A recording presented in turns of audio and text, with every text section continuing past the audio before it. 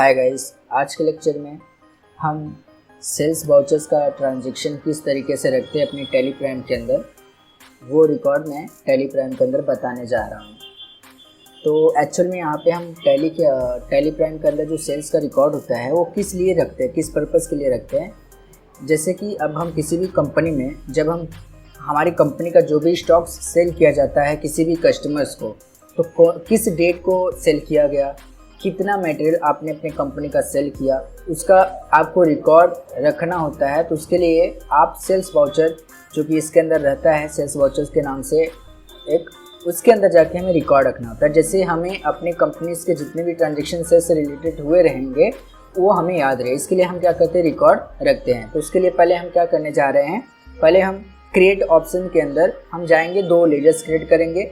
Ledgers इसलिए create करने जा रहा हूँ कि किस कस्टमर्स को हमने मटेरियल सेल किया था वो कस्टमर का नाम हमें बनाना है, और प्लस हमने उसको सेल किया है एक सेल्स के नाम से भी एक लेजर बनाना है, यानी 2 लेजर्स हमें क्रिएट करने पड़ेंगे। तो हम क्या करते हैं यहाँ पर कि क्रिएट ऑप्शन में हमें जाना पड़ता है इस तरीके से, और क्रिएट ऑप्शन में जाने के बाद हमें यहाँ पे लेजर सिलेक्शन करना है और इसके अंदर चले जाना है। और यहाँ पे जो भी कस्टमर का नाम रहेगा जिसको हमने मटेरियल सेल किया था, वो जो भी कस्टमर रहेगा उस वक्त हमें मालूम रहेगा नाम, तो वो नाम हम क्या करेंगे, उस नाम से क्रिएट कर लेंगे। तो एग्जांपल के तौर पे हम यहाँ पे कस्टमर ही लिख दे रहे हैं। तो ये हमारा कस्टमर है, और हम किसी भी कस्टमर को जब सेल करते हैं तो मेरे लिए वो जो भी होता है वो अंडर ग्रुप उसका होता है, हमारा क्या सिलेक्शन करना पड़ता है, सन्डी डेप्टर लेना होता है। बाकी एंटर करते हुए आ जाना है आपको, और उस वक्त पे आपको ये जो कस्टमर जिसको आप सेल किए थे वो कस्टमर का जो भी एड्रेस रहेगा वो हमें मालूम रहेगा, उस वक्त पे हम यहाँ पे पूरा फिल आउट कर देंगे। ओके, और बाकी एंटर करके हम क्या करेंगे, एक्सेप्ट कर लेंगे। इस तरीके से हम पहला लेजर्स बना लिया। दूसरा, हमने उसको सेल किया तो एक सेल्स के नाम से भी हमें लेजर्स क्रिएट करना पड़ेगा, और सेल्स का अंडर हमारा क्या होता है, सेल्स अकाउंट होता है। तो इसलिए हम यहाँ पे क्या सिलेक्शन करेंगे, सेल्स अकाउंट लेंगे, और बाकी एंटर करके क्या कर लेना है, एक्सेप्ट कर लेना है। तो इस तरीके से हम क्या करते हैं, सेल्स का और कस्टमर का नाम इस तरीके से क्रिएट करते हैं, और इसके से बाहर निकल जाना है, अपने गेटवे टैली होम पेज पे चले आना है। अब उसके बाद हमने जिस डेट को सेल किया था उस कस्टमर को, वो डेट का रिकॉर्ड मैं अपने उस कस्टमर के नाम से रिकॉर्ड मेंटेन करूंगा वाउचर्स के अंदर जाकर, सेल्स वाउचर्स के अंदर। तो इसके लिए मुझे पहले जाना है वाउचर्स में, और उसके बाद एंटर करना है। और यहाँ पे देखो अभी क्या ओपन है, वाउचर पेमेंट के नाम से वाउचर ओपन है। फिलहाल हमने उसको जो सेल किया था मटेरियल, हमने 1 जून नहीं करके 1 जुलाई को हमने सेल किया था। तो 1 जुलाई को सेल किया था, तो 1 जुलाई के नाम से हम ट्रांजेक्शन पास करेंगे। फिलहाल यहाँ पे बाय डिफॉल्ट पेमेंट के वाउचर्स के अंदर 2 जून दिख रहा है। अब फिलहाल हमें सेल्स का ट्रांजेक्शन पास करना है, इसलिए हमें सेल्स वाउचर ओपन करना पड़ेगा, क्योंकि उसका रिकॉर्ड मुझे रखना है जिस डेट पे हमने सेल किया था। तो सेल्स का ओपन करने के लिए आपको F8 प्रेस करना पड़ेगा। फंक्शंस की कीबोर्ड का F8 प्रेस करो, या तो आप माउस से इस पे जाकर क्लिक कर दो। तो जैसे क्लिक करोगे इस तरीके से आपका सेल्स वाउचर देखो यहाँ पे ओपन हो गया।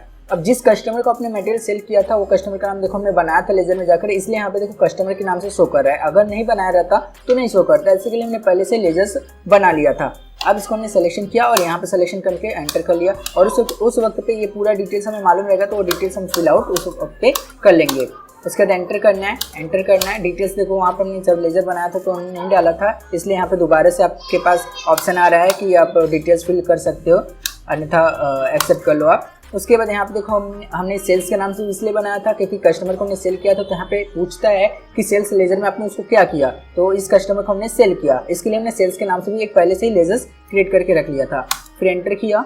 उसके बाद हमारे यहाँ पे देखो नेम ऑफ आइटम पूछ रहा है कि हमने किस डेट पे सेल किया था। सॉरी, अब यहाँ पे हमने डेट चेंज नहीं किया, डेट अब हमने 1 जुलाई को मतलब सेल किया था, तो हमें यहाँ पे डेट चेंज करना है। यहाँ पे 2 जून है। फिलहाल डेट चेंज करने के लिए F2 प्रेस करते हैं, इस पर क्लिक करो और यहाँ पे 1 जुलाई डाल दो और एंटर कर दो। तो इस तरीके से हमने डेट चेंज कर दिया। ऐसे इसी तरीके से जो भी डेट को आप सेल किया रहोगे वो डेट अपना चेंज कर लेने का। अब उसके बाद यहाँ पे नेम ऑफ आइटम्स है, तो हमने जो मटेरियल सेल किया रहूँगा वो स्टॉक का नाम यहाँ पे सेलेक्ट कर लूँगा स्पेस प्रेस करके। तो हमारे पास देखो स्टॉक्स में नॉर्मल कीबोर्ड, प्रोडक्ट 1, प्रोडक्ट 2 और USB माउस समथिंग इस तरीके का हमारे पास इतने स्टॉक्स पड़े हुए हैं। तो ये कस्टमर ने मुझसे बोला कि सर मुझे कीबोर्ड जो है 100 पीस चाहिए और USB माउस भी हमें 100 पीस चाहिए, तो हमने उसको सेल कर दिया था 100 पीस। तो 100 पीस के हिसाब से मुझे अपना रिकॉर्ड रखना पड़ेगा। तो हमने अपने कीबोर्ड को हमने सिलेक्शन कर लिया अब ये हमारे जो है किस गोडाउन में हमने अपना रखा है स्टॉक्स को, तो यहाँ पे दिखाई दे रहा है मेन लोकेशन में रखा हुआ है। तो यहाँ से हमने उठाकर उसको 100 पीस हमने उसको सेल कर दिया था, और जिस प्राइस से सेल किया रहूँगा उस वक्त पे कीबोर्ड वो यहाँ पे प्राइस अपने हिसाब से डाल देने को। तो हम मान लेते हैं कि हमने उसको 450 रुपये में यानी 450 में हमने उसको सेल किया था। उसके बाद एंटर। उसका सेकंड हमारा क्या है, यहाँ पे यूएसबी माउस है, ये भी 100 पीस उसको चाहिए था। और ये हमारे गोडाउन में कितना है, यहाँ पे वसई की गोडाउन है, तो हमने अपने वसई के गोडाउन से ले लिया था और 100 पीस उसको सेल कर दिया था। और इसका जो प्राइस है हमने यूएसबी माउस का, हमने 250 रुपये में एक यूएसबी माउस उसको सेल किया था। इस तरीके से हमने टोटल 70,000 रुपीज़ का मटेरियल हमने क्या किया था, सेल किया था। इसलिए हमने उसके अकॉर्डिंग हमने पूरा का पूरा 1 जुलाई को रिकॉर्ड में पूरा का पूरा रख रहा हूँ अपने सेल्स वाउचर्स के अंदर यहाँ पे। तो आपको क्या करना है, अब एंटर करके एक्सेप्ट कर लेना है, या तो Ctrl+A करोगे ऑल एक्सेप्ट एक ही बार में हो जाएगा। तो मैं क्या करता हूँ, एंटर करके एक्सेप्ट कर लेता हूँ।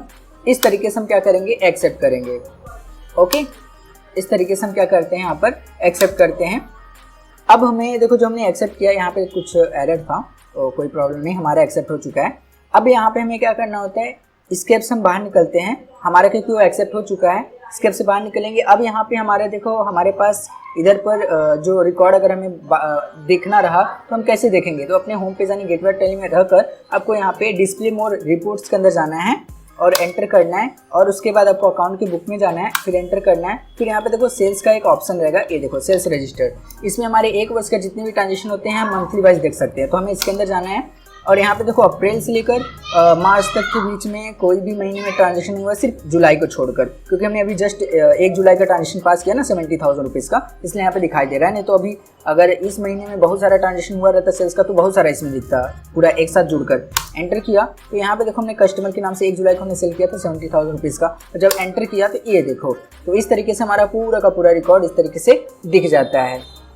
ओके गाइस, तो इस तरीके से हम क्या करते हैं, अपने टैली प्राइम के अंदर अपना सेल्स का रिकॉर्ड मेंटेन करके रखते हैं, यानी रिकॉर्ड रखते हैं। Okay, thank you guys.